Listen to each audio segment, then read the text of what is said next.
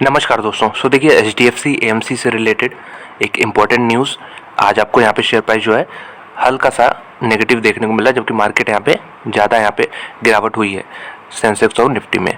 तो इसमें देखिए एक बहुत बड़ी न्यूज़ आ रही है और इसका बहुत दिनों से इंतजार भी था, उसको हम लोग कवर करेंगे। लेकिन एक बार देख लेते हैं इसका रिटर्न प्रोफाइल की कैसा परफॉर्मेंस रहा है। एक महीने में अगर आप देखें तो एक महीने में 8% ऊपर है, एक साल का डेटा देखेंगे तो 42% ऊपर है।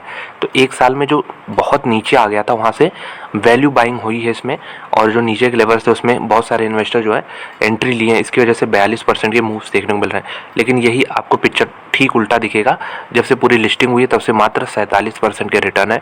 काफ़ी बड़ा अंडर परफॉर्मेंस इस कंपनी ने यहाँ पे दिखाया है। ये मैं आपके सामने इसका टेक्निकल चार्ट यहाँ पे खोल दे रहा हूँ। तो एक साल में आप देख सकते हैं कि यहाँ पे लो लगा था अराउंड 1660 के, उसके बाद फिर से कंटिन्यूस वहाँ से बाइंग ही देखने को मिल रही है।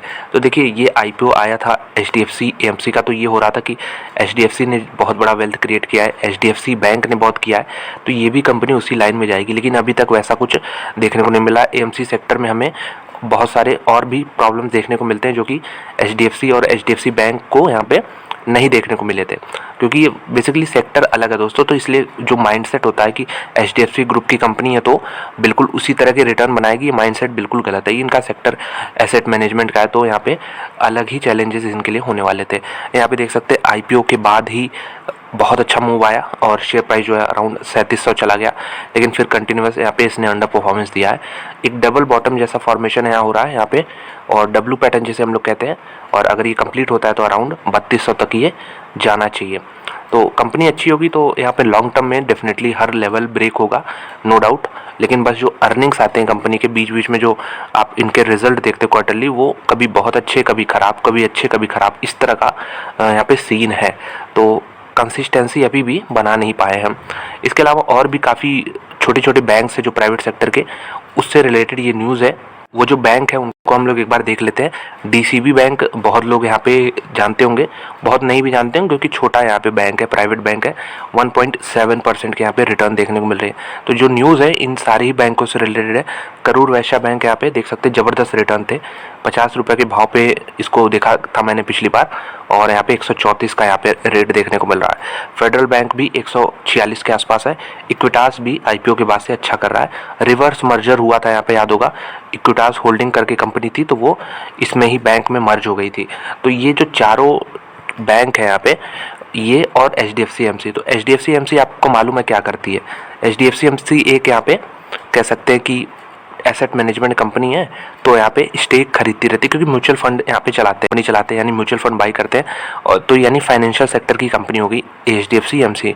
तो जब फाइनेंशियल सेक्टर की कंपनियों को बैंक में स्टेक, जो कि बैंक खुद फाइनेंशियल है, ये सारे जो है फाइनेंशियल सेक्टर में ही आएंगे। जब इस तरह का क्राइटेरिया हो कि एक एएमसी कंपनी को बैंकों के यहाँ पे आप कह लो कि स्टेक खरीदना हो, तो उनको एक लिमिट आरबीआई ने लगाई है कि इससे ज़्यादा आप नहीं खरीद सकते। तो जाहिर सी बात है ये जेन्युइन भी है, और अगर इसको आपको ब्रेक करना है तो आरबीआई से परमिशन लेना पड़ेगा। तो इन सारी ही कंपनियों में आरबीआई ने आज क्या कहा है कि 9.5% तक आप स्टेक खरीद सकते हो। तो पॉजिटिव किसके लिए? पॉजिटिव इन सारी कंपनियों के लिए कि इनमें जो है एचडीएफसी एएमसी का स्टेक जो है बढ़ने वाला है। तो एचडीएफसी एएमसी क्यों नहीं चला आज? तो उनके लिए ये नेगेटिव हो सकता है कि मार्केट को ये लग रहा हो कि ये कंपनियां जो है स्टेक तो खरीद लेंगे यहाँ पे, लेकिन इसमें उतना रिटर्न ना मिले जितना बड़ी कंपनियों में, जैसे आईसीआईसीआई बैंक हो गया, यहाँ पे इनमें रिटर्न मिलता है। तो मे बी आगे वक्त बताएगा ये कि किस प्रकार का ये रिटर्न दे रहे हैं, क्योंकि इन कंपनियों के लिए तो पॉजिटिव है कि इसमें पैसा आएगा। 9.5% की स्टेक जो है एचडीएफसी एएमसी अब इसमें खरीद पाएगी। तो यही था न्यूज़, और इन कंपनियों के लिए पॉजिटिव। और यहाँ पे आप देख सकते हो कि ये थोड़ा सा यहाँ पे, हालांकि सारे ही बैंक ऊपर ही खुले थे लेकिन फिर नीचे आ गए मार्केट के करेक्शन में। एक बार एचडीएफसी एएमसी का मैं आपको डेटा रख देता हूँ सामने।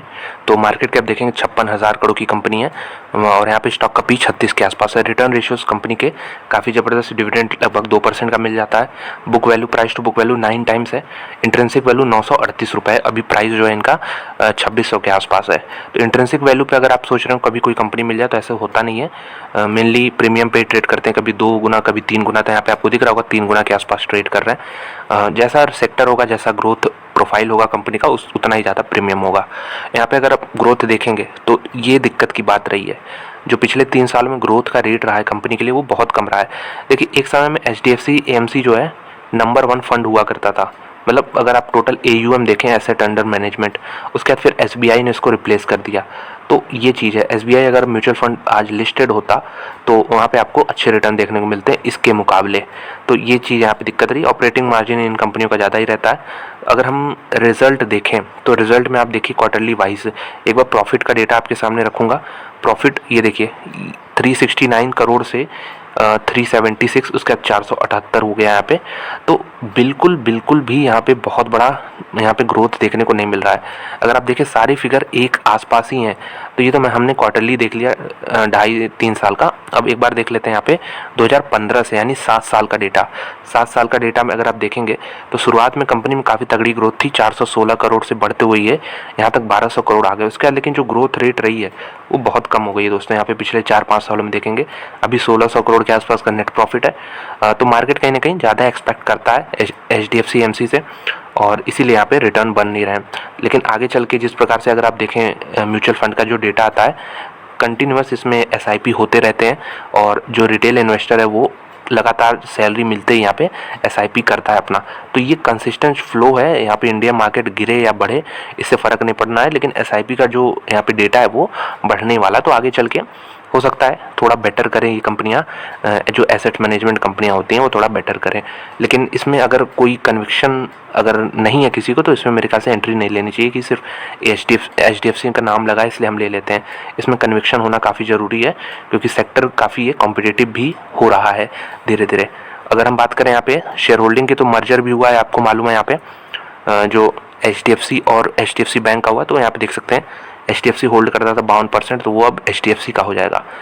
और इसके अलावा FIIs भी इसमें बीच में स्टेक जो है ट्रिम कर लिए थे, और ये देखिए यहाँ पे 12%, 7.5%। तो ये मेनली जो है यहाँ पे क्वार्टर ऑन क्वार्टर काफ़ी फ्लक्चुएशन देखने को मिला है। DIIs जो है लगातार इनका जो स्टेक है ये बढ़ रहा है, अब तो 22% के आसपास यहाँ पे हो चुका है। तो अब मैं यहाँ पे आपके सामने रखने वाला हूँ फेडरल बैंक। फेडरल बैंक का क्या मैंने रखा है शेयर होल्डिंग पैटर्न। HDFC का कितना होल्डिंग है यहाँ पे, लगभग 4.62। तो यही मैं कह रहा था, इसको 9.5% बढ़ा का यहाँ पे बढ़ा दिया गया, लिमिट कर दिया गया। तो यानी इसमें इस फेडरल बैंक जो बैंक है इसमें HDFC AMC जो है इतना स्टेक और भी खरीद सकती है। तो एक पॉजिटिव है, लॉन्ग टर्म के लिए हो सकता है पॉजिटिव ही हो। यहाँ पे देख सकते हैं 4.5% के आसपास वही चीज़ है जो इसमें यहाँ पे स्टेक है इनका। एक बार इक्विटास का डेटा आपके सामने रखता हूँ, तो यहाँ पे देख सकते हैं इक्विटास में आऊँगा मैं DIIs में, और यहाँ पे SBI है, DSP है, फ्रैंकलिन है, और यहाँ पे HDFC आपको फिर से 4.68% का स्टेक रखते हुए देखने को मिल जाएगा। तो ये अब फिर से इसकी भी लिमिट 9.5 बढ़ा दी गई है। तो यही था वीडियो। अगर वीडियो अच्छी लगी दोस्तों तो लाइक कर दें, चैनल बनाओ, सब्सक्राइब कर सकते हैं इसी तरह का और वीडियोस देखने के लिए। मिलते हैं आपसे अगले वीडियो में, धन्यवाद।